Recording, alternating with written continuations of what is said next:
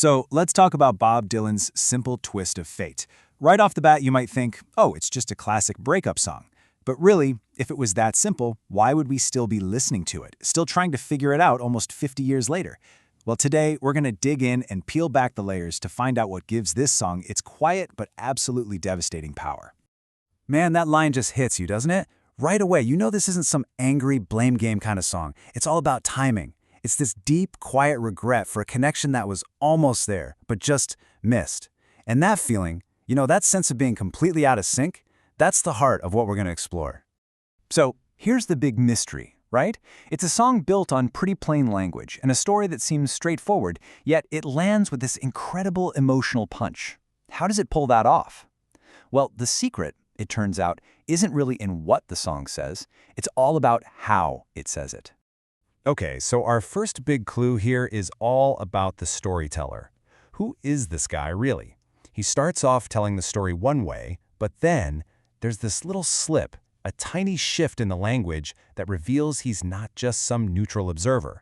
Let's take a closer look. So, right from the start, we're getting this story about him and her. You know the lines, they sat together in the park, he felt a spark. Using he and she like that, it kind of creates this distance, right? It feels like we're listening to this old, sad fable about two other people. It's almost safe. We're just watching from the sidelines. And then, bam, the mask just slips. We get verse after verse of he did this and he did that. And then, out of nowhere, the narrator drops the I. I still believe she was my twin. Just that one little word I, and the whole illusion just shatters. The guy who was just telling us a story, turns out he's the one living it. This little trick, this perspective drift, it tells us so much. The narrator isn't just telling a story. He's trying to control a story that's deeply painful. That he is a shield, It's his way of talking about this massive hurt without having to say, this happened to me. But he can't keep it up. The grief is just too strong, and that I just has to break through. And this is a really important idea in songwriting. We're dealing with the persona. This isn't Bob Dylan just reading from his diary. Nope.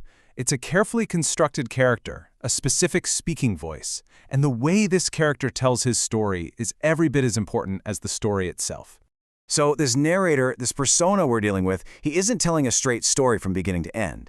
Instead, it's like he's trying to piece together a memory from all these sharp, painful little fragments. And that's our second clue. I mean, think about how your own memory works. When you remember something important, it's not like you're playing back a perfect movie, is it? It's more like a flash of an image here, a sound there, a specific feeling. And that's exactly how this song works. It doesn't give us the whole picture, just these incredibly vivid cinematic moments that have been burned into his mind. You can just picture it, right? We jump from one charged image to the next. This strange hotel, the sound of clocks ticking, a saxophone playing somewhere far off, this blind man at a gate.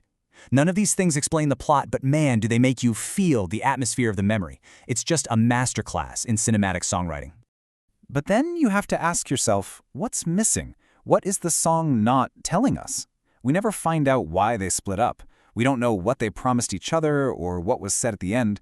There's no blame, no finger pointing. All the juicy details you'd expect from a breakup story are just gone.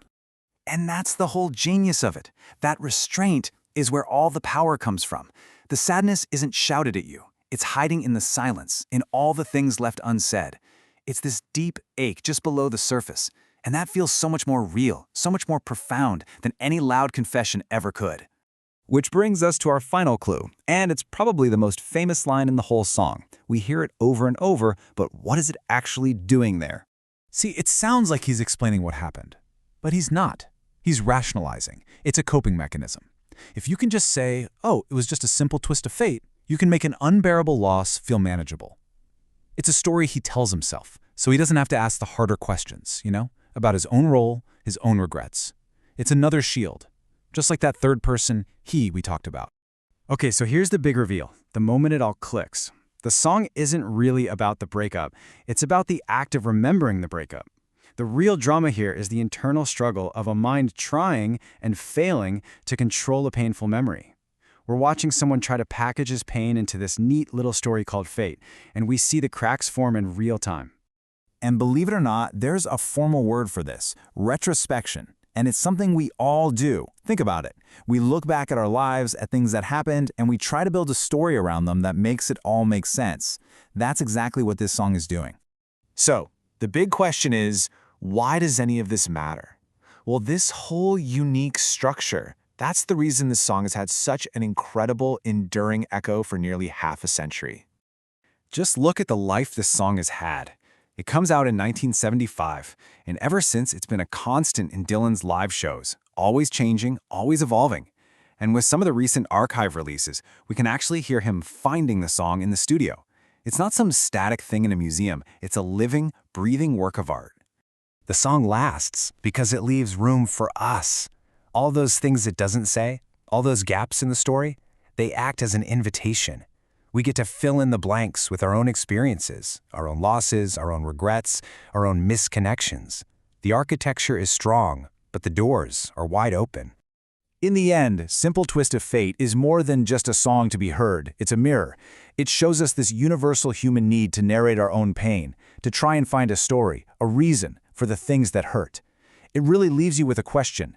When you look back on your own moments of loss, what story do you tell yourself?